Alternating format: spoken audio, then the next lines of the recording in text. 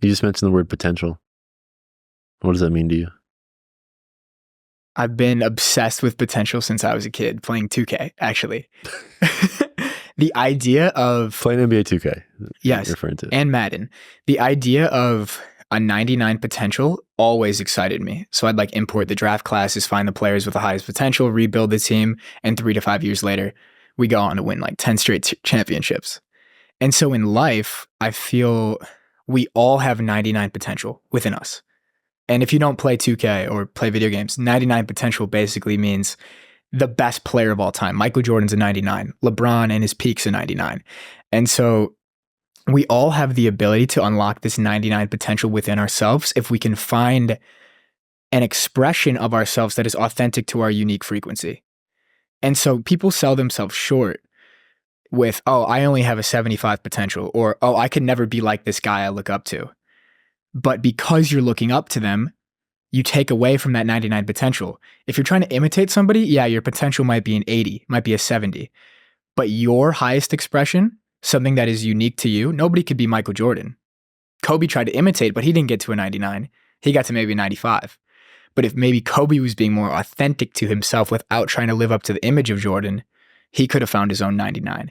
So I think we all have it within us. I love that idea. I think it's so important to kind of make your own lane. When I think of that example, I think of, to keep it basketball friendly, if we think of Shaq and then we think of someone like Muggsy Bogues. Muggsy Bogues, 5'3", height-wise, so the shortest player by far, the height of my mom, which is ridiculous to even think that she could be dominant in the NBA at that height. That's just ridiculous. But this dude, multi-time all-star, very well respected in the community of basketball, and despite being damn near a midget for a man, 5'3", and for him to have, I'm not sure if he's a Hall of Famer, but probably close to it. If not, that career, I feel as if in terms of basketball, of course, I don't know him as a human, in terms of basketball, that was damn near a 99 to his potential. Right. But then I look at Shaq, and I see Shaq, even though he's won a handful of championships, won the MVPs and all that, I'm not sure he would admit it, but everyone around him would admit that there was an extra gear that Shaq could go into if he wanted to, that would have led to more than likely a longer career if he would have taken better care of his body, if he cared more. And so despite his resume on paper may look better than Muggsy Bogues, he was probably only playing to his 85 overall as opposed to 99 overall. Even Kobe was like, if Shaq had my work ethic, he'd be the best player of all time by far. And so I think it's just so interesting to note that we all have our own lane, our own league to participate in, and it really is us against us. And I think that's where a lot of people are suffering. Either they're comparing themselves to someone else's lane, or they feel as if they're coming up against a wall, a ceiling, a roof that's stopping them from bursting through that 80 overall currently in their life. Have you ever felt that before? Most definitely. Really? Yes. For a little context, I got into the creator economy like 2 years ago, and I saw the ideal image of Dan Coe as like the leader, the pioneer, the creator economy. And so I literally remember calling my dad after finding Dan Coe a few months into it and like deciding to drop out of college and pursue the creator economy full time. I was like, I'm studying Dan Coe like Kobe studied Jordan. Like I'm trying to be him. And for a while I did. And I think I got up to a decent overall. Like I left college, I had a few successful launches and all these things, but it was inauthentic to an extent. I was playing a character. And so that ceiling of, let's say I got to 88 overall or something like this. I hit this ceiling because I was not being authentic. And so this summer I stepped away for 3 months, and maybe from the outside it looked like I dropped an overall. But sometimes you have to take that step back to unlock the next version of yourself. And now I feel I'm back in alignment with what I feel to be the version of me who has 99 potential, who has limitless capability, because I was able to let that artificial ceiling I created of who I should be, which was not me, somebody else, I let it go. I love that. And back to what you're saying, I really don't think it's a step back, because if we look at what makes someone a 99 overall, it's an overall for a reason, which means it's the culmination, the average of all the other metrics that make up their game, right? Keep it back to basketball. So if we look at Shaq, he's going to be 99 in the post, 99 dunking, 99 all these other things, right? But he's going to be like 30 at free throws. Mm-hmm. And so maybe in your life, you were in the 80s, 90s in certain aspects of what we assign to our identity as such, as discipline, as the amount of output you had as a writer, as a builder, as an entrepreneur. And then this next season of life that you just got out of, or currently moving into something else, as opposed to what you were this summer, moving to Thailand, experiencing a whole bunch of things we'll probably talk about later. Yeah, I unlocked parts of my game that were being repressed. You worked on your free throws. I worked on my dance moves. Really? which is a metric. Exactly. So it's like you didn't necessarily take a step back. You spent the summer just like NBA players do, to work on a certain part of your game. Kobe said every summer he would focus on adding one skill to his repertoire. So it's like, okay, perimeter defense is the focus this summer. Then it's post fadeaways. Then it's like post handles or dribble moves or whatever it is. And so for me this summer, the area I dove into was the feminine essence within myself, flowing, spontaneous, surrendering to life, cultivating presence, learning to just play and love life, which had been there since I was like 5, but it became repressed because I was trying to live up to the character of this is who a creator should be. This is who an entrepreneur should be. But the fullest expression of myself and yourself isn't an entrepreneur. That's what it might look like to the outside, but you can't put yourself into a box. Like the fullest expression of you does not live inside of a box of entrepreneur or creator or CEO. That might be what you do on the surface, but the full range of who you are is so much broader than that narrow definition that people can assign to you. And you assigned yourself. I love that. Now, devil's advocate would say, but dancing doesn't make me money. But these compassion part, this, exploring whatever else you explored, doesn't make money, is not productive, doesn't have the output. For the man hearing this and feeling that towards what you experienced, what would you say to them?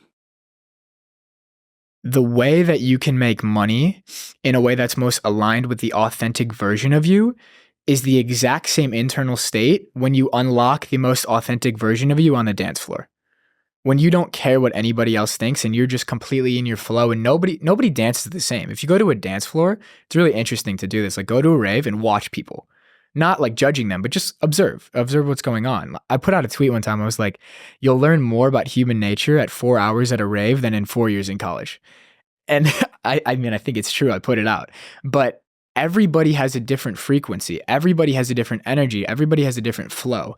And so the business you can create, which if it's in alignment, is just an expression, an extension of you. I learned that self-expression on the dance floor. And 2 months after not doing business or not focusing on creating the next project and just learning who am I authentically and what do I love to do, now the next projects have emerged in my consciousness because everything else is more in alignment. Interesting. It's like the Shaq reference. Yes. Understanding the free throws or the dancing, your thing, whatever it is, made you better at those other aspects too. Yes, and it changed my perception of what's possible. 4 months ago, even like a little bit longer, 6 to 9 months ago, all I thought was possible is launch a cohort or launch a creator course around online skills, marketing, sales, offer creation, content writing. And then I also had in there, because it was a part of me, like peak performance, flow state, psychology, neuroscience, etc. But now, after going and experiencing so much beauty in person, I stepped outside of the box of internet entrepreneurship as my only thing, or the creator economy as my only thing. And now new visions have begun to emerge in my consciousness around, oh, wait, I can build the online school, but I don't have to pigeonhole myself into one niche. I can just have it be a synthesized knowledge base of everything I've experienced. And I don't only have to be online. I can do in-person podcasts. I can do in-person retreats. I can set up an in-person festival. So the potentiality for what became possible became much broader when I stepped outside of the narrow box I was in. I love that. Yeah, I mean, you and I are both writers, but we also build businesses, and we do a lot around creating and building. But the funny thing is, the thing we talked about in the car on the way here was that we get our best inspiration not from sitting down from the keyboard, but from playing NBA 2K, from being on the dance floor, but smoking weed, whatever we're doing.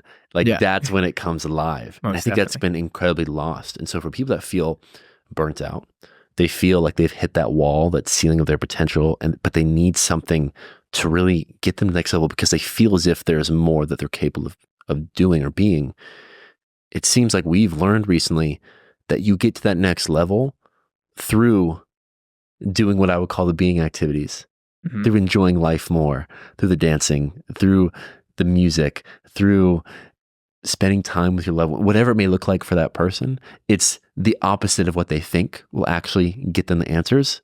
That will actually free up their mind for the right ideas to come through them. And then they'll kind of go back to that doing part with a complete different mindset and a complete different motivation to get past or overcome that wall or roof they keep on hitting into. I love it. And I think it's a huge lesson in letting go and non-attachment, because when you become so attached to your business or your creator profile or the next project you're going to launch, and that's all that's dominating your consciousness, you're limited to the broad scope of life. And from that place of attachment, there comes need. Oh, I need this to work. And when you need it, you've lost it. You've lost the authentic expression. And so when you can build the business without being attached to it, it's just something you're doing, in the same way that going to the party or the rave is something you're doing, or playing 2K is something you're doing, or smoking weed with your friends is just something you're doing. The business becomes a much more authentic expression of you. And like you said, it expands your mind. But back to this 99 potential thing. What does the 99 overall version of Cameron Hogan look like? I'll be honest with you, man, I'm very, very happy because I feel like as if I'm on a trajectory to hit it. That's the first time in my life I can say that. For the far majority of my life, I had this really pivotal point in my life about two years ago where I was living in Bali and I was so lost and I felt as if I had analysis paralysis of what to do next. And even when I had an inclination of what's next for me, I had so much fear around stepping into it, around putting myself more in line, connecting others and helping others the way I've always wanted to. And that caused me to go down the spiral where maybe I lost my overall rating as a whole because I wasn't doing anything productive, wasn't even dancing anything. I was just becoming more and more numb every single day. And so in my NBA career, if you want to put it that way, in life, I had more years under my belt in experience, but I wasn't getting better. Therefore, my career was going to come to an end real quick. And so I just remember in my life hitting this point where I'm like, if I continue doing the exact same daily routine, weekly routine, month routine that I'm doing right now, 10 years from now, my life is not going to look good. I'm going to be broke. I'm going to be probably overweight with the amount of pizza and shit I'm eating right now. And I'm going to be depressed. I'm more likely going to be single. And I'm like, this daily routine, this lifestyle is driving me right into the ground. And that was a huge, almost rock bottom moment for me. Not necessarily because I was all those things yet, but I saw myself going in that direction of how bad it could be. And so then I realized, oh my gosh, I am in full control of my life. Despite what everyone's telling me, despite how terrible they picture the world to be going forward, we have so much more power than we can ever believe. And what I realized is I created this kind of routine for myself where I can incrementally introduce habits and beliefs that serve me, that over time will compound into me finally aligning myself as someone who can reach that 99 potential overall. And so how that looked for me was, I know this sounds incredibly simple and like, who cares, but it makes all the difference in the world. It starts by doing something very small and keeping the promises you make to yourself. So for me at that time, didn't have a job. I wanted to start a business, didn't really know what to do, didn't have any real direction, no real discipline. And so what I said is, okay, for this week, these 2 weeks, the only thing I need to do, I can still go back to eating the pizza and Doritos and playing video games, but only thing I need to do for myself is wake up at 6 a.m., go to bed by 10 a.m. That's it. The rest I can do whatever I want.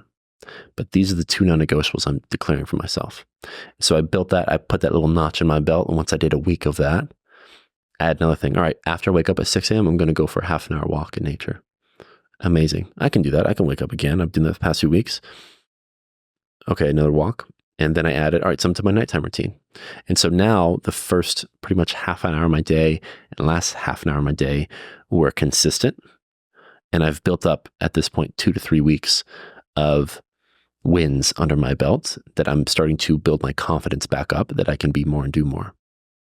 And then now that I'm pretty much 2 years removed from that process, incrementally bringing more habits into my life that I'm staying consistent to, I have built myself into a person that feels incredibly confident and competent, which are very, very important things for a divine man, for a healthy, strong man to feel.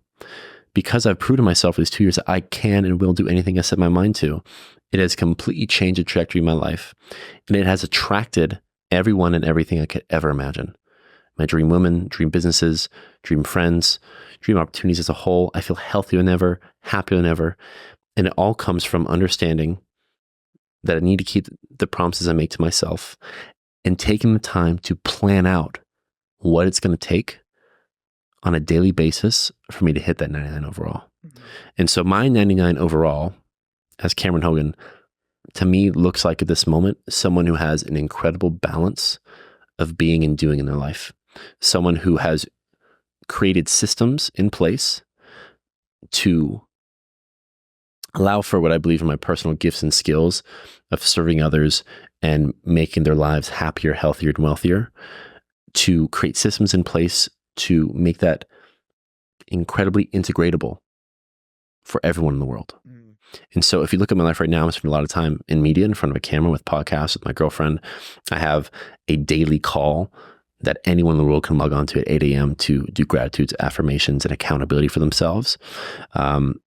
Coaching businesses, products in the works right now, retreats in the works right now, all these things that are all coming closer to my ethos of making the world a better place to alleviate human suffering through giving them the tools to become happier, healthier, and wealthier. And I'm still incrementally, every single week, building another habit, building another belief system that is putting me on a trajectory that tomorrow I will be healthier than I am today. Tomorrow I'll be happier than I am today. Tomorrow I'll be wealthier than I am today. And I just know with the right habits on my side, my 99 overall is inevitable. And that, I swear to you, is the best feeling in the world.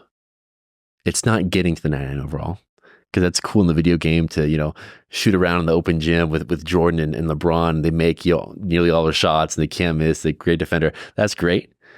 But the journey, the part of the game we like the most is my career. The evolution of it. The evolution. When back at the time when you used to miss that shot, now you make it. Mm. When you used to not be able to get back on defense quick enough, but now you can. Mm. That is the progress part that I've been noticing within myself for the past 2 years that has made me so incredibly happy and fulfilled, and has also attracted everyone and everything because they can feel it too. Mm. And so again, my 99 overall is continue doing what I do on a daily basis, adding more onto my plate when it feels right, so that I can create an ecosystem of content, of products and services that empower people to understand how powerful they really are. I like that. And give them everything they need, all the tools to make that happen. You know what's interesting? As you're talking about 99 potential, I think it fits perfectly with the map of consciousness. Because in the map of consciousness, our default baseline state, I believe, is that of peace. It is the levels of 500, 600, 700, and beyond. And for people that don't know, maybe we could put a graphic up of the map of consciousness, but the level of 600 is peace, the level of 540 is bliss, I believe, and the level of 500 is love. And if you equate that to this is your 99 potential, living in love, living in the spiritual paradigm, the funny thing about the map of consciousness is you don't achieve that level. You don't achieve the 99 overall. You don't achieve the level 540 and walk around in ecstatic bliss at every moment.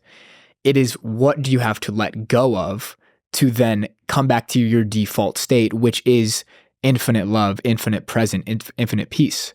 So what I think is important too to talk about is, and I've been through the very similar journey, which I can get into, but as you start adding new habits, waking up at 6 a.m., taking a 30-minute walk, working out every day, meditating, hitting the sauna, reading 10 pages of your book, whatever it is, what do you have to let go of in your life to allow space for those new habits to emerge? Because I've fallen into the trap of overloading my plate.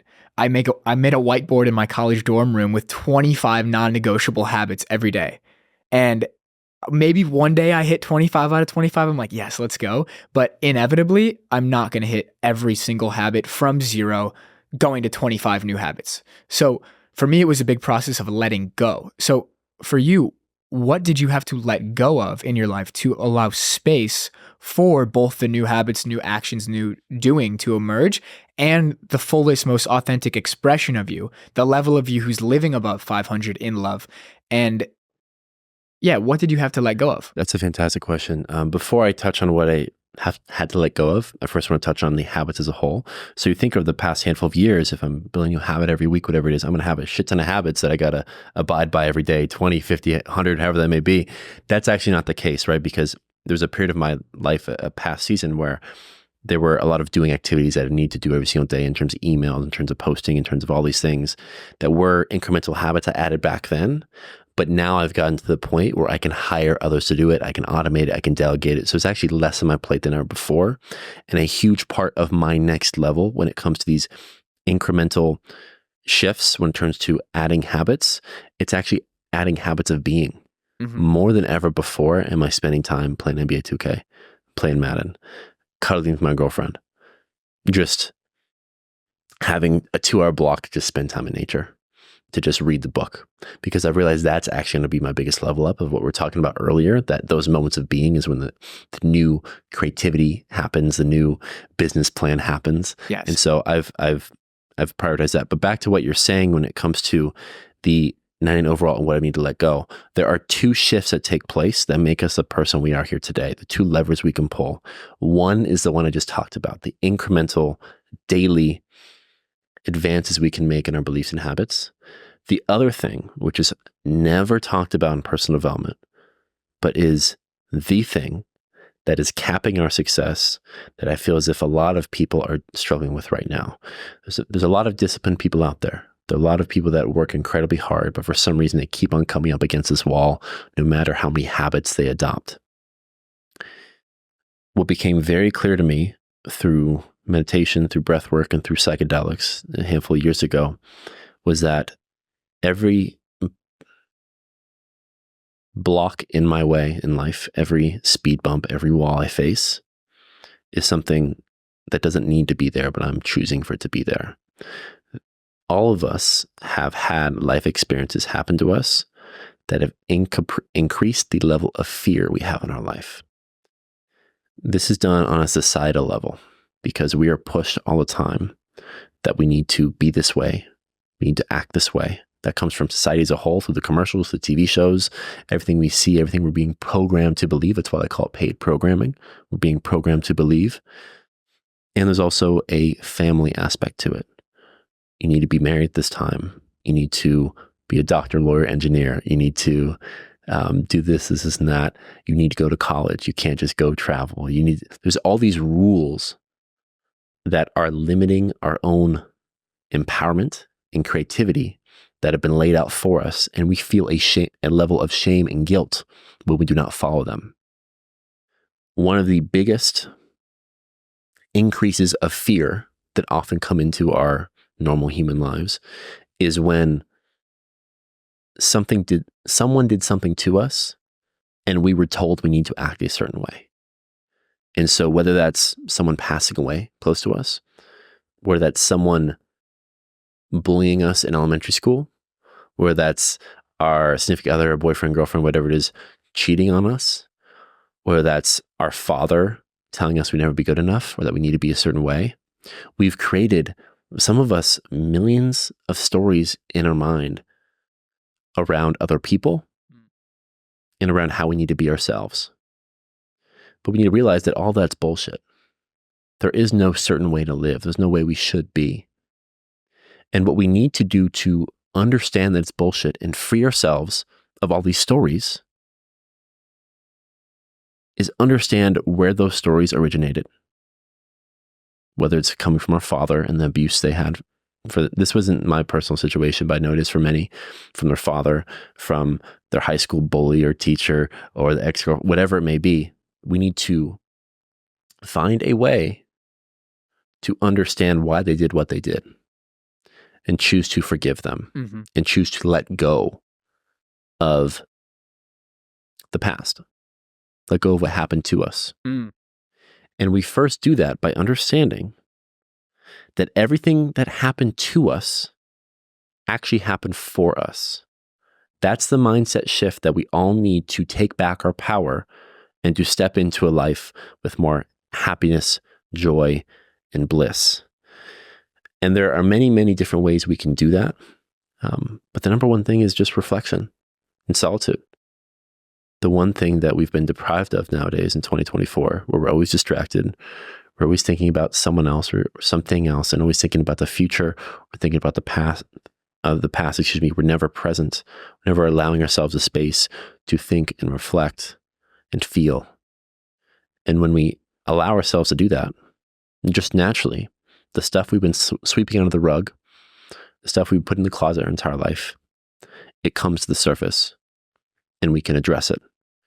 And when we address it through the thoughts and emotions that come up, that allows for us to forgive and let go of whatever caused those emotions and thoughts to begin with. Yeah, that's what I'd say on that. I love it. Yeah. And a few things come to mind for me from A Course of Miracles, which I'm taking right now. And one of the lessons early on is to repeat to yourself, I only see the past. I only see the past. When I look around me, I only see the past. I'm not seeing things clearly as they are right now in this moment. Right now, am I seeing you as you are, literally morphing and changing? If I had super high level enlightened perception, I would actually be able to see you shifting and shaping because everything is impermanent, everything is changing. But where most people are, because we're trapped in the mind and we're trapped in the stories, is I don't see Cameron, even beyond Cameron. I don't see the essence of who you are sitting in front of me. I see a story I'm creating about you. I see the past. And so by coming back into presence repeatedly over and over and over again, all those stories can disappear. Yeah, most definitely. And we know this to be true already, right? Because when we come home from college and we feel like we're a complete different person than we were a year ago, 4 years ago, whenever that may be, our parents, our family, our friends still see us as our high school version of ourselves. That's the version of Jack, that's the version of Cameron they knew. But we're like, we've had so much life experience. We look at the world completely different. So comparing us to the high school version of ourselves just isn't right. So whether we know it or not, we're constantly doing that upon everyone around us. Yes. But if we know we've changed over time and we've learned and we now have a higher awareness of what happened in the past and how we want to live going forward, we need to understand that everyone else is also currently evolving like that. They're evolving at their own pace, in their own way, but our past stories of them is no longer sufficient. They're no longer right. And why would I ever hold something against the version of Jack Moses you are today for something you did when you were 12? It doesn't make sense. You're a completely different person. And so when we realize that holding on to the stories about others or about ourselves in the past aren't serving us because it actually doesn't equate to what's going on in this current reality, it empowers us to let go of it and drop it. And so, personal story, I feel as if an old version of me, middle school, high school, college, would not treat girls the right way. I was never super, super toxic by any means. I was never like abusive by any means, but I would always like allude to the fact that we could be something greater. We could, date long term, or I can see a very long term future with them. There is, well, I just want to hook up. I just want a one night stand. And that was just the way I used to act. That used to be me. But now, years later, I'm in a long term committed relationship with the girl I'm going to marry, and I look at that version of myself with compassion, empathy, and forgiveness. Mm-hmm. But I'm also like, that is a complete different person. Mm-hmm. And so I understand if a girl from my past saw me at the grocery store next week and still thought of me as like this kind of asshole guy who did her dirty. I completely understand. But that's also not an accurate depiction of my current state. Yes. And then the next level too is, do you see yourself as that asshole? And this is where going back to seeing people from your past is the ultimate test of your freedom and authenticity, because they all have the story of who you are. And so you see the girl in the grocery store who, oh fuck, like I don't want to see this girl. That thought, there's something there. There's some subconscious belief or program that you have about yourself that I am an asshole. But if you can walk into that same grocery store and see that girl and just be happy to see her and be completely present, you know you're beyond it. Yes, you know you've forgiven your past of how you treated her back then. Yes. And you've also forgiven anything they've done to you. Yes. That's the goal, is us to walk life fully loving and fully present, ready to go up and talk to whoever or see whoever. That is when nothing is holding you back. That's anymore. divine masculinity. 100%. 100%. Divine masculine is someone who I would say unconditionally loves everyone and everything around them. They hold nothing against them. You know, I'm someone who's hosted dozens of men's circles. That means I've held space for hundreds of men of the past handful of years. And what makes it so important and what has empowered me to step more and more into this is I've heard some men admit to some of the most heinous crimes in the world. I've heard stories of them being the victims of it and also the perpetrators of it. If I were to judge them immensely as soon as they said they did XYZ to this girl back then, or they had this relationship with their mother, whatever happened, if I were to hold judgment to them in that moment and be like, oh, you're a terrible person for that, they would never feel comfortable saying that again and addressing that again. So they'll dig it down the rest of their life, which will come with more sadness, more depression, and more likely to repeat that behavior. But if they were to say that and I were to meet them, but with nothing but unconditional love and say, I understand. I also understand you're a different person than you were back then. I forgive you. We all forgive you. We're here to support you in the next chapter of life. That will empower that person to let go of that experience, to let go of the shame, guilt, and anger around it, and step into the higher version of themselves. It's so a divine masculine man empowers everyone around them to step into the higher version of themselves. But to make that possible, they need to give them all a foundation of unconditional love. They need a foundation of, I love you for who you are today.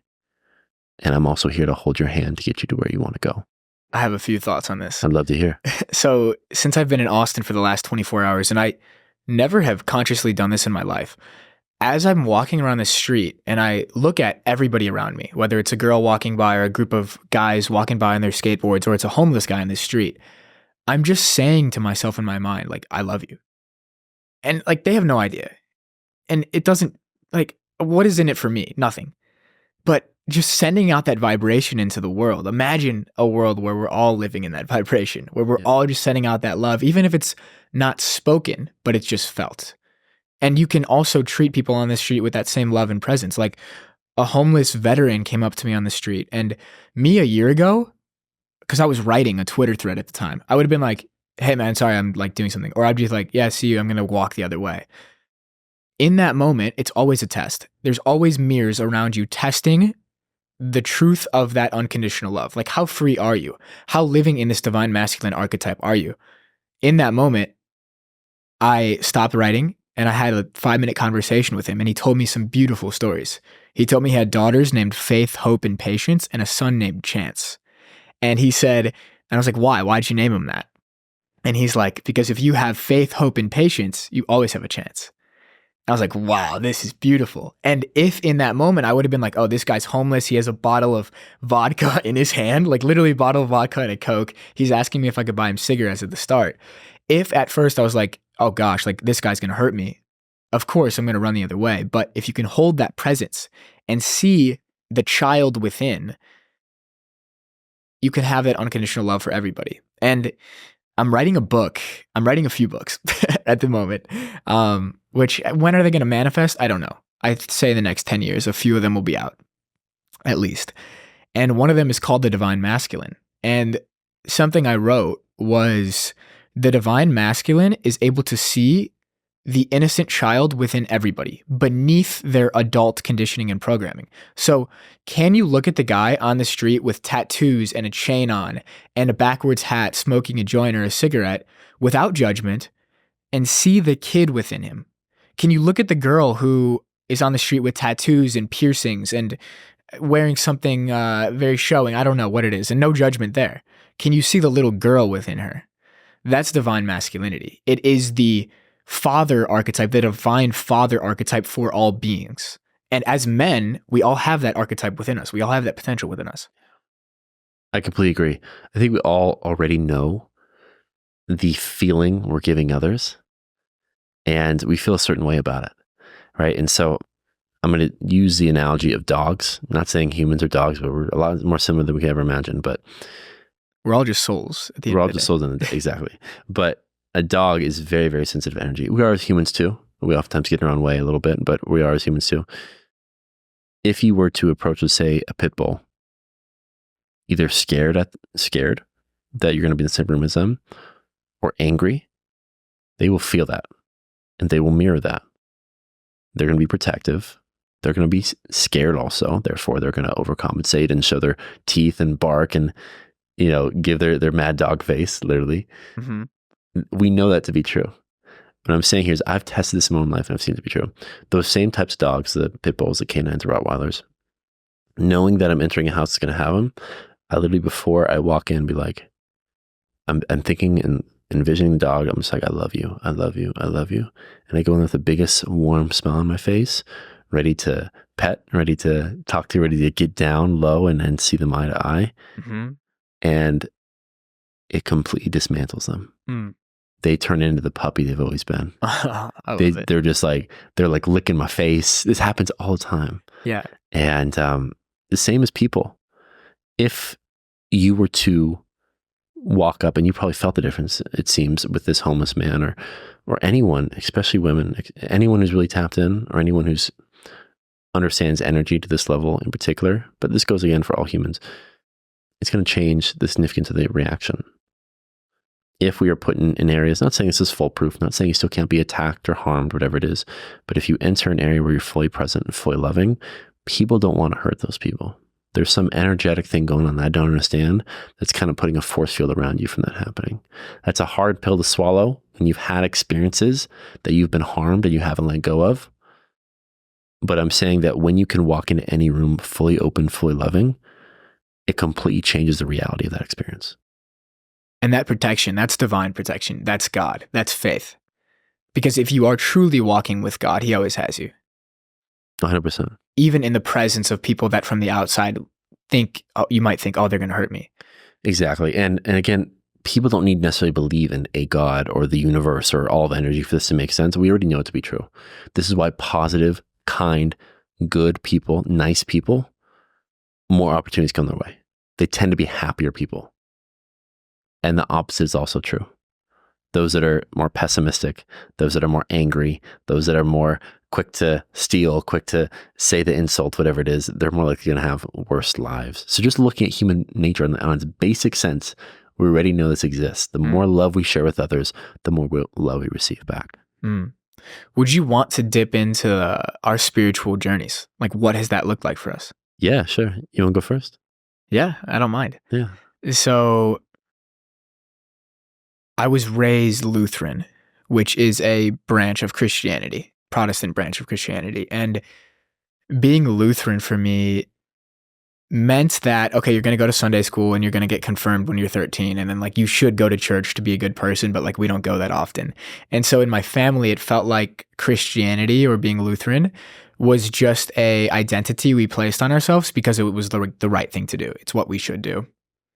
And so around like 15 years old or so, I took a biology class in school and they start teaching us the theory of evolution.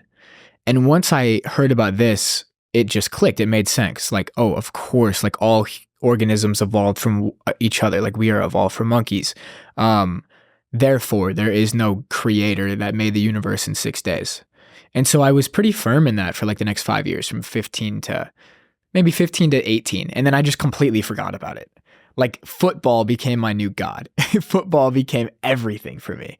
And status and investment banking and these like very worldly things. And I'd say the spiritual path started for me when I hit a rock bottom, but I didn't know it was a spiritual path at the time. All I knew it was I needed to heal. I needed to change something. And it was when I first went to therapy, which was, I was 20, I believe. I was 20. It was like March of 2021 or something like this. And I hit this very low point where I'm binge eating all the time. I'm depressed. I have performance anxiety issues in my relationship and I can't be sexually intimate because I'm way too in my head. And one night after all this was happening, like all of it came together in one day, like all three things I just mentioned. I got referred to a therapist from a friend and I just sent her an email. I'm like, I need help. Like something's wrong with me. And that was the start of a healing journey for me. I didn't know it was a spiritual journey yet, but that would come probably about a year later. So if I fast forward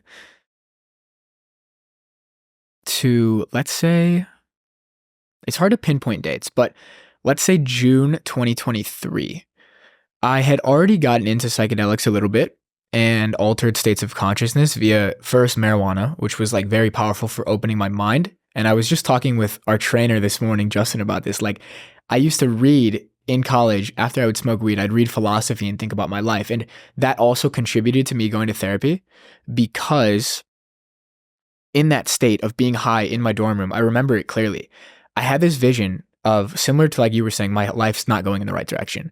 I had a vision of me 30 years in the future as a 50-year-old guy sitting in my hometown high school bar, fat with a beer belly, bald, like depressed, and thinking all I'm going to be able to do is watch the high school football games and watch football and then reflect on my glory days. And it scared the shit out of me, dude. It scared the shit out of me. As somebody who was always so obsessed with potential, and I thought my potential was sports, and then that was starting not to manifest. Like I was not playing, I was getting injured. I was starting to be like, okay, I'm not going to go to the NFL. All I could see in my current state of consciousness was I'm going to be the 50-year-old dude at the bar who was washed up and like reflecting on back in 2019, like we should have won the state championship. And it scared the shit out of me. And so that sent me to therapy. It sent me to go exploring the world. It sent me to starting to read books like The Code of the Extraordinary Mind by Vishen Lakhiani. I started reading Meditations by Marcus Aurelius, getting into Jordan Peterson, these different guys. But it went to the next step when in 2023 in January, I was in San Francisco and I started to hear about Alan Watts through Dan Coe, funny enough. And I went into a bookstore and I see a book by Alan Watts called The Way of Zen. So I decided to buy it. And I'm driving through the mountains with my friend Matt Michelini, who was in San Francisco at the time, great guy. And he's like, yeah, Alan Watts used to live in these mountains. And I was like, whoa, what is going on here?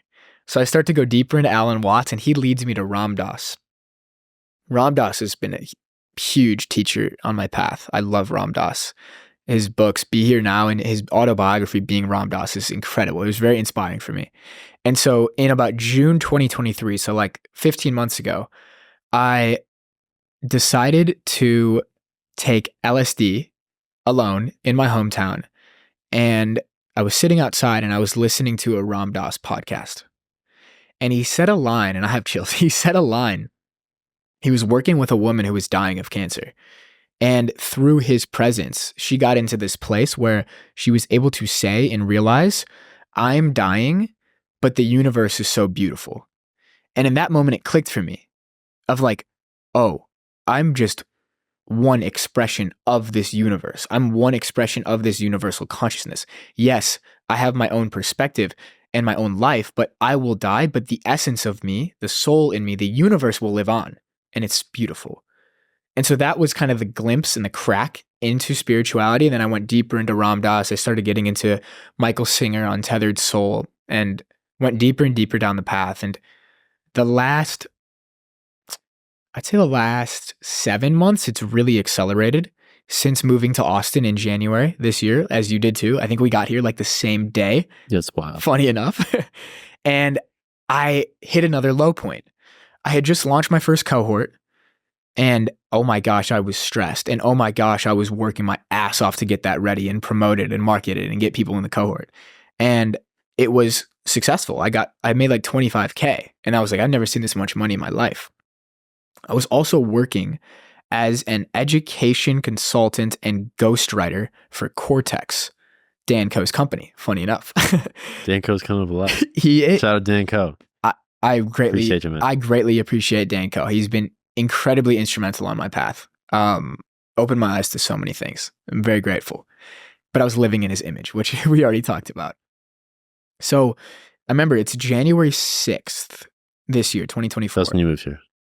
I moved here January 1st. I moved here January 6th. Really? Yeah. I had a spiritual crisis on January 6th. Perfect. So, and this all ties in with Danny and all these other people. So January 6th, the Chicago Bears are playing their last regular season game against the Packers. It's Sunday. I'm like, I want to chill out, smoke a joint, watch the Bears-Packers game, and just chill today. Yeah. Because I've been working so hard. And I smoked this joint, and I'm trying to watch the Bears-Packers, and I see my phone. And now there's 30 people in my own community that I feel responsible for. And in Cortex University, which is no longer a thing, there were over 120 people that I was responsible for, being like their guide or their consultant. And so my phone is just constantly blowing up. And I spiral into an anxiety attack for the first time in my life. Like on the couch, laying there, just like I was still in control to an extent. And I knew in the moment, I'm like, this is happening at the perfect time. Like this is exactly what's supposed to happen. But I overloaded myself, and I felt so much pressure that anxiety attack kicked me back onto the spiritual path because I had fell off of it because I got so attached to worldly success, launching the cohort, all working for Cortex. You're a Bears fan and you got your ass whooped by my beloved Packers. You're a Packers fan? I'm a Packers fan my entire life. Of course. Yeah. Of course. Please continue. But Aaron Rodgers was very instrumental on my path with plant medicine, so I love Aaron Rodgers. But here, sorry to bring you off there. I just had to throw it in. No, it's okay. And so after that, I was scrolling Twitter like a week later. I remember sitting on the balcony, smoking weed again, and I'm feeling a little bit anxious. And I see Danny Miranda posts about a retreat happening in Austin with an application form. So I decided to click on the form. I'm curious. And the questions in that form snap me back on the spiritual path so hard. It's like, what is your relationship with God? What is your relationship with yourself? What is your perception on consciousness and spirituality? And these were all topics that I'd kind of pushed away for the last 6 months.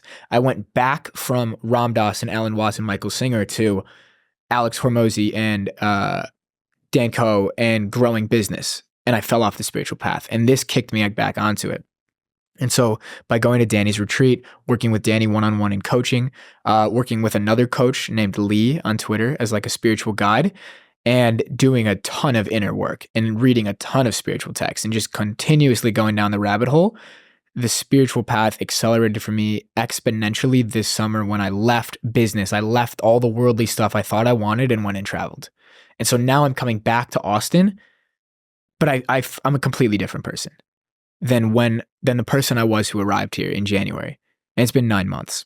And so now, especially in the last month or two, I feel more connected to God than ever. And even me saying this live on a podcast, I would have never said.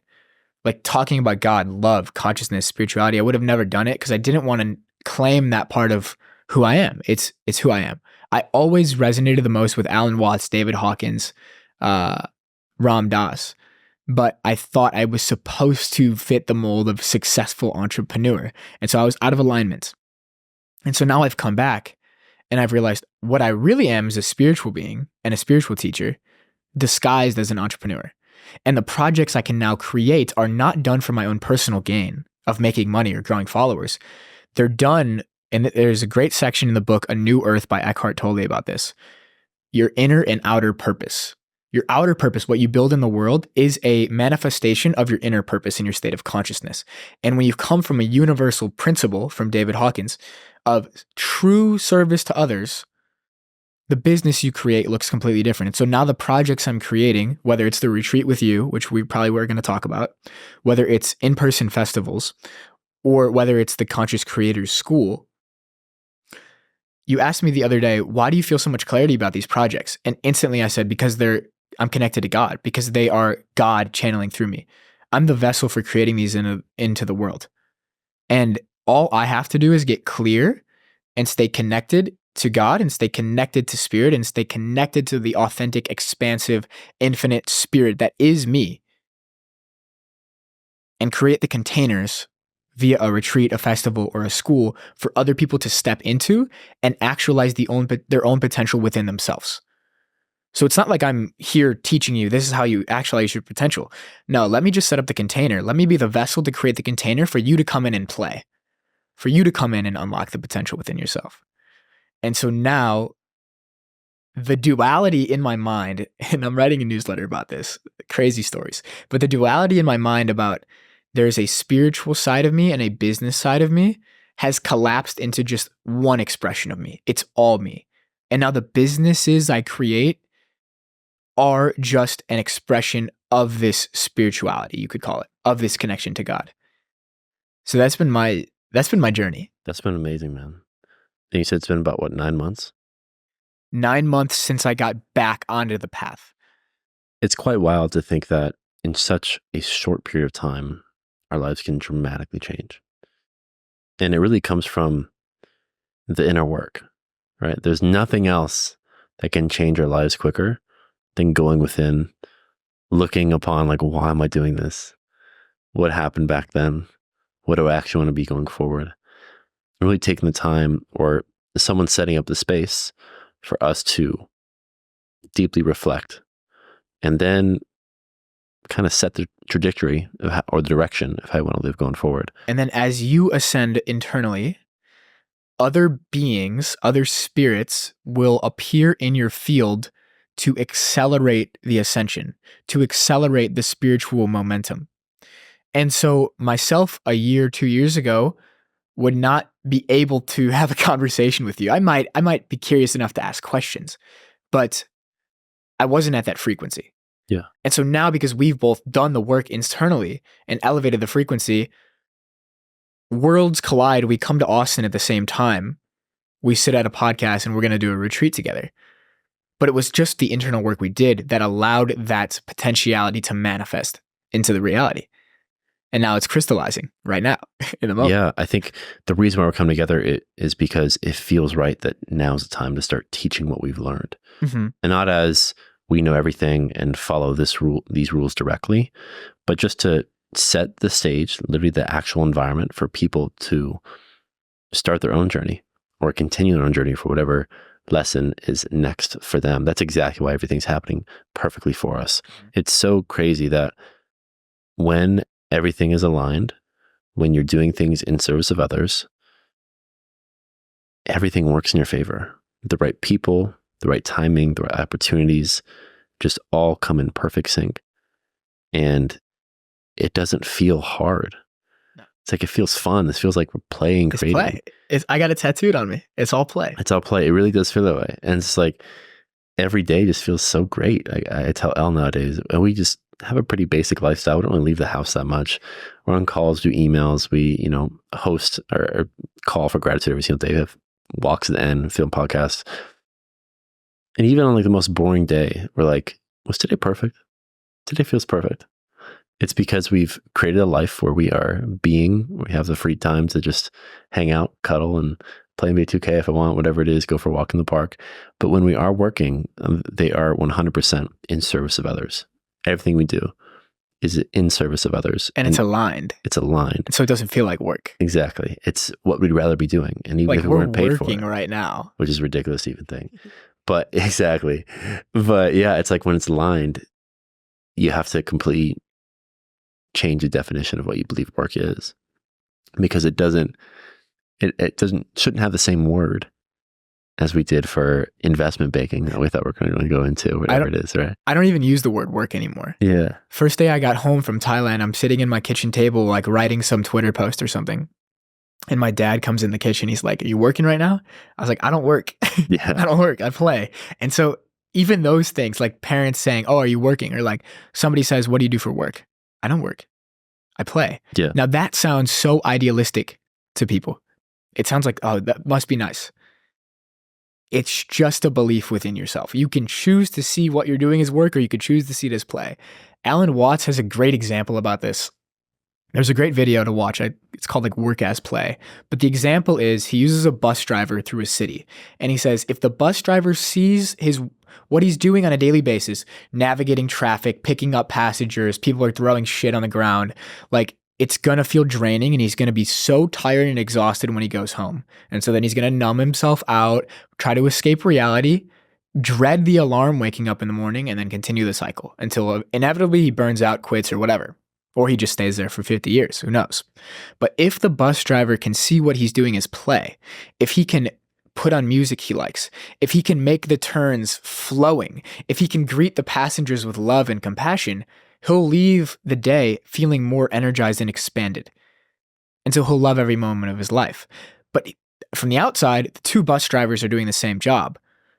But from the inside, one is working and dreading it, and one is playing and loving it. So it's all a perspective. It's wild how we've realized through our own journeys, our own experiences, that it's the internal mindset shifts that has made all the difference in the world. Yes. It's not getting a certain job or XYZ. It's rewiring and looking at what's already within and what's creating our lives currently, and just examining it properly, and then saying, how would I want to create my life if I can kind of start over? If tomorrow is a brand new day, what mindset would I have that would support my highest growth, that would make me the happiest, healthiest, wealthiest version of myself? And I think that's something, whether we knew it or not, that's just what we did over the past handful of months or years that have gotten us to the point we're at now. And thankfully, when you've done it in your own life, you can then teach it to others, to where you can help people, whether they want to make the dramatic change and step into the creator economy and the new ecosystem of businesses we've created. If they want to learn about that, that's perfectly fine. But if people also just love their 9 to 5 and like how much they get paid, and they just simply just want to be more present and loving and have more fun and play in their life with their 4 kids and their wife, that's something that we can do too. That's something we can help with too. Just like the bus driver situation. Not saying that bus driver needs to have a e-commerce business online on his side hustle to be happy or to be free or to write on Twitter, because that's not what's going to make him happy. It's not our external jobs, to say the least, or how we make money or what we do in our free time. It's the quality of our mindset as we're going through life. We talked about also on the right here, where everything, even if you believe in God or not, everything can be interpreted differently. We can have a different perspective in everything we do. And so you were saying that going to a rave is a spiritual experience. Incredibly spiritual experience. Which makes sense, right? Because it's like you're saying earlier, you're observing others, you're seeing how they're reacting, and you're observing myself. Observing That's yourself. The biggest one too. And the music, high vibe mostly, you get to see how that affects you and your body and all that. But also, it's a spiritual experience going to DMV if you want. If you're like, wow, look at all these people, look at these numbers, look how they're going up, and just like, this is pretty cool. Look at this building. It's just, we can at any moment observe our reality differently. That promotes the highest level of happiness and bliss and joy through gratitude, but through being present. Presence. The sad thing is, the far majority of society has been robbed of their presence. There are so many external factors out there taking our attention in ways we're not even familiar with. Of course, there's the phone and the social media and all that, but they've hijacked our minds.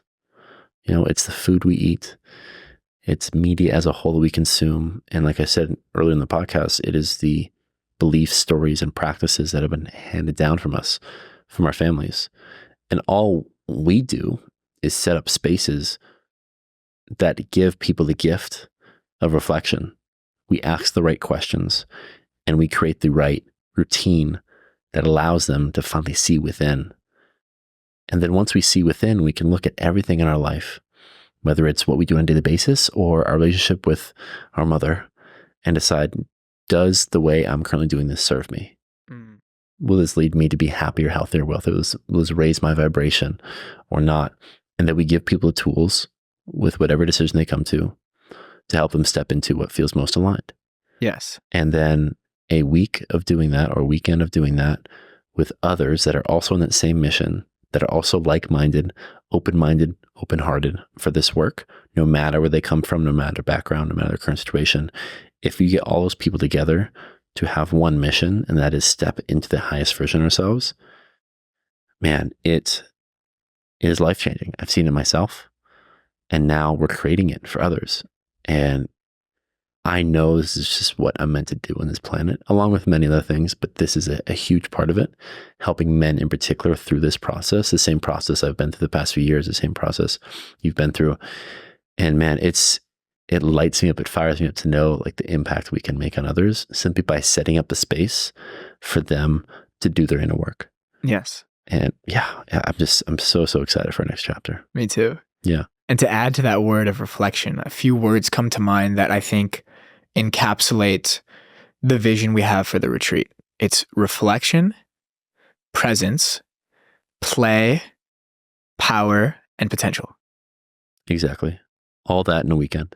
Yes. Because in that place of freedom, of unconditional love for everybody, from everybody around you, from looking within, from letting go of the past, and then starting to think about the future, what becomes possible in that state? What idea opens in your mind of the flight you should take, or the person you should break up with, or the business idea that you can launch, the podcast you can launch, the book you want to write?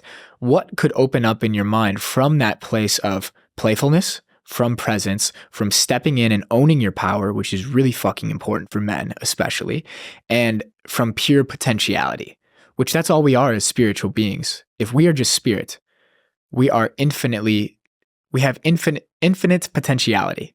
We could create any reality we want if we are able to let go of the blind spots in our subconscious, in our past, in our traumas, and our conditioning that are limiting us from seeing clearly. And so in our retreat, this is what I'm so excited about. It's not just we're going to sit and meditate. It's not just we're going to sit down and journal. That stuff will be a part of it. It's important. Reflection and presence, right? That hits on some of the words, but also we're going to play. We're going to play sports. We're going to go outside. Football. We're playing some capture flag. I'm going to run you over.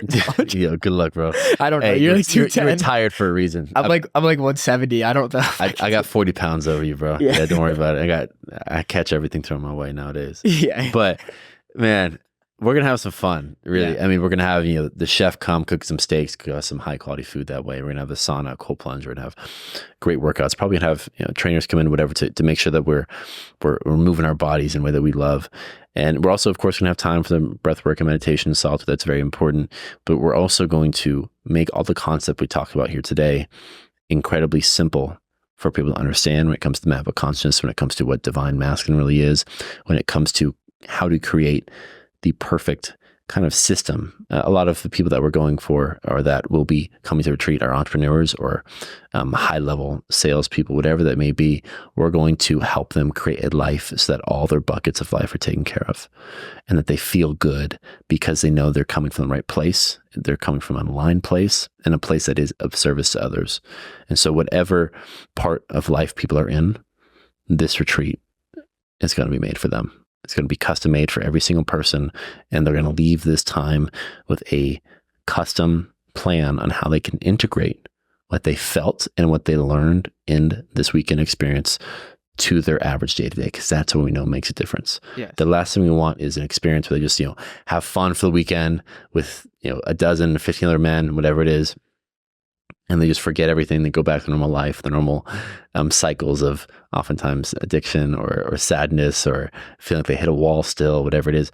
No, we're going to have fun, but we're also going to prime the environment so that we can find some solutions, so that we can really move the needle forward in our life, especially in the areas where we felt like we've been coming up on a brick wall for so long. I think, to slightly reword it, at least this is how I perceive it, we are going to help people unlock the answers and solutions already within themselves through an elevated frequency, and through an elevated internal state, and through an elevated feeling of what's possible for the future. And I think what's so powerful about coming together in person for these things, and I've experienced it at Danny's retreat, I've experienced it in men's circles in Thailand, I've experienced it in leading meditation circles at the hostel I was at in Thailand, is the opportunity to find the others, because for much of my journey, once I started getting into, we could call it healing or self-improvement 3 years ago in college, I was so lonely in the process. I feel emotion coming up talking about this actually. Yeah, it's interesting. that's okay. For like the year after I quit football, I had a year in college after I quit football, and I was alone basically in my room on monk mode, waking up at 4 a.m., going to bed at 8 p.m., reading like so often, like studying courses, starting to write online, starting to make money as a ghostwriter. But nobody around me was doing it. Everybody else was just, oh, I'm going to go be a consultant. I'm going to go be an investment banker. I'm going to just study so I can get by and then go party. And I felt like I had nobody to connect with. And the internet really helped. I found a group of friends, like 7 friends originally when I started my creator journey, that were also like 20 to 25-year-old guys on the path. And we accelerated all of our individual progress because we had a group chat together. Now, from that time, which is interesting to look back at, when I started on Twitter in 2022 in September, I'd say 70 to 80% of people I started with in that game dropped off. But the 7 guys in that group chat, everybody's still in the game, and everybody has built a thriving, successful business or career because we were together. And so if you feel like I'm on this path, I want to heal, I want to do the work, I want to unlock my high self, but I don't have anybody to do it with, I think that this is the opportunity for you to come. 100%. This is the biggest part of it. We're creating a community, like I said, of like-minded men to come together to support themselves. If we can have 12 to 15 men on the exact same mission, we have everything we need to succeed. And I assume with the 7 people in that group chat, you are all still constantly feeding off each other. And oftentimes the businesses help each other in some way. Yes. Like simply just the business connections and the networking you receive going to something like this is, I think, worth it as a whole, because I mean, that's what we're paying for nowadays. That's why we go all these cocktail hours, which we never do anymore, but most people do. They're looking for this. But the thing is, that's all great to know that you have some type of ghostwriting business and you have an agency that needs a ghostwriter, whatever it is. That's fantastic. But who really cares? What we're doing and what we're creating the space for is real human connection. So that you know this person by this weekend, you trust this person by the weekend. And it's like true friendship, true brotherhood, that these are people that you know you can count on and rely on that could potentially be forever friends. And that's what I felt with other prior experiences I've been to on retreats or on conferences, whatever it may be. I think everything we're doing, because we're connecting with their personal lives, not just talking about their business, but understanding them as a human being, it's just going to resonate on a complete different level in how we can impact others and the long-lasting effects of bringing a man or a group of people together like this at once. And something that's coming up, and why I think it's so exciting that we're doing this together, is we're different, but we have the same ethos of the divine masculine, let's say, as the guiding principle. I wrote this to myself in my journal this summer. I was like, keep the divine masculine archetype as the guiding principle for every single action. And yes, we're coming to that top of a mountain from a different side, potentially. I'm going traveling, being spontaneous, like smoking weed, going to raves, like very different than the day-to-day life you've been living over the past few months.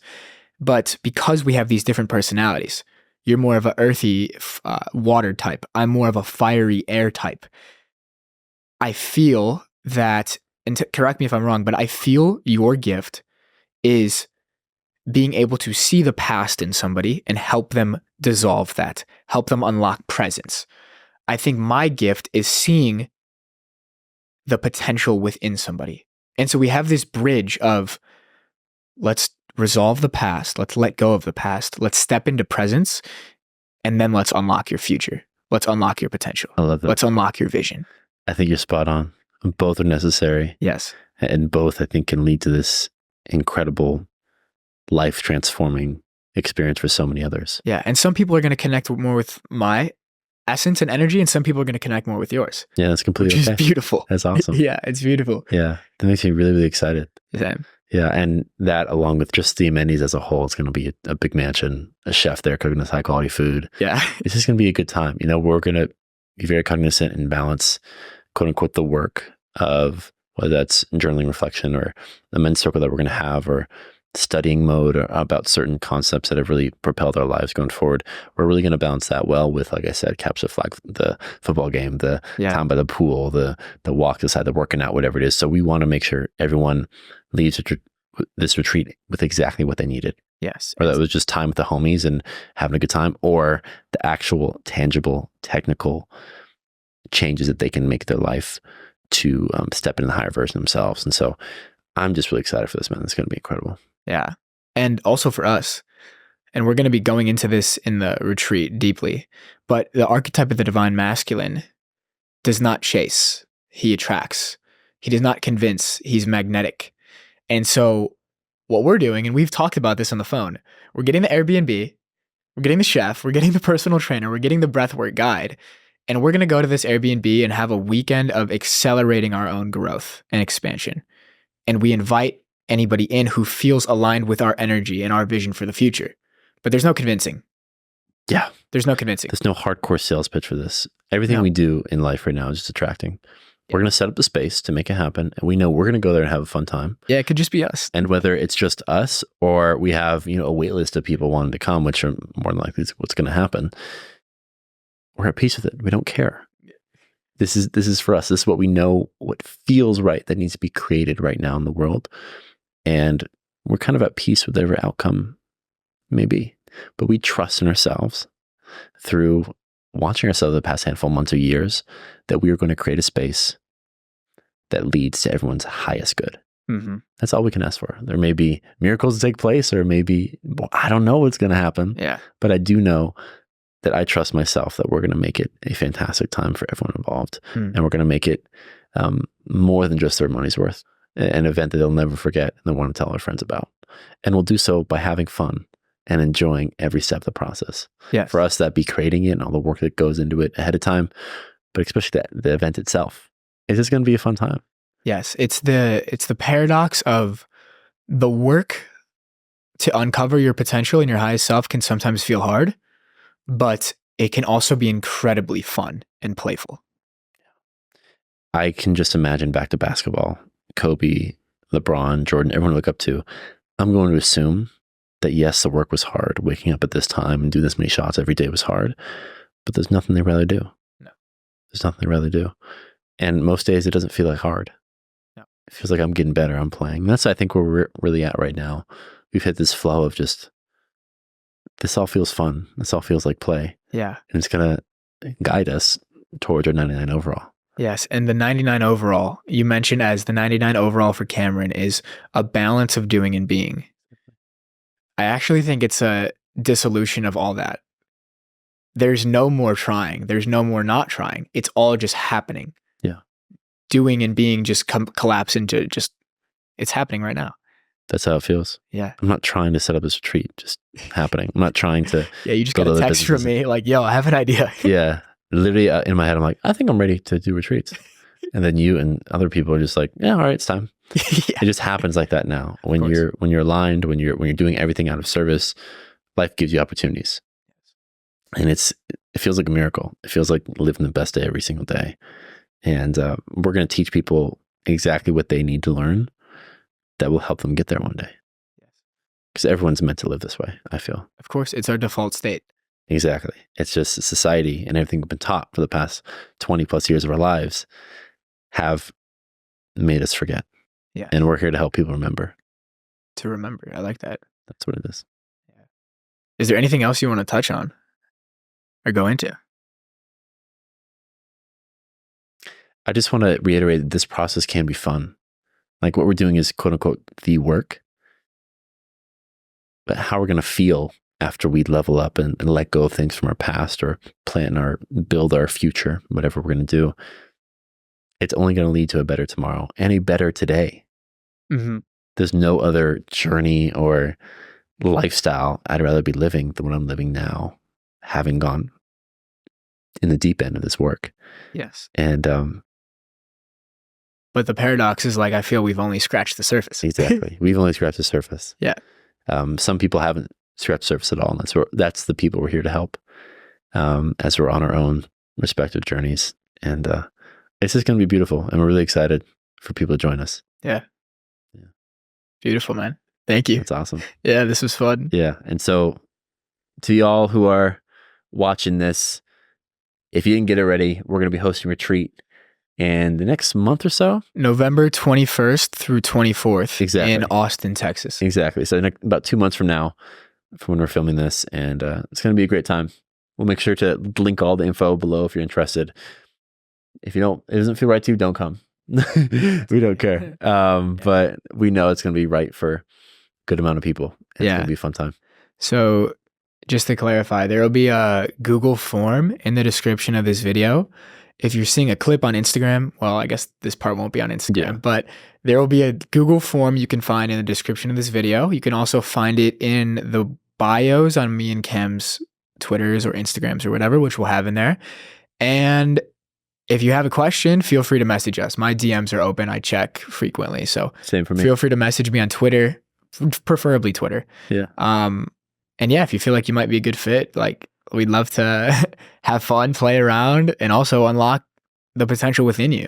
Yeah. The life you were meant to live and create. Let's have the next chapter of our lives be productive while also the most fun, the most playful. That's what we're here to build. Yes. Yeah. My man. Amazing, bro. Appreciate you, brother. This was fun. I appreciate you. All right. Peace, y'all. Peace.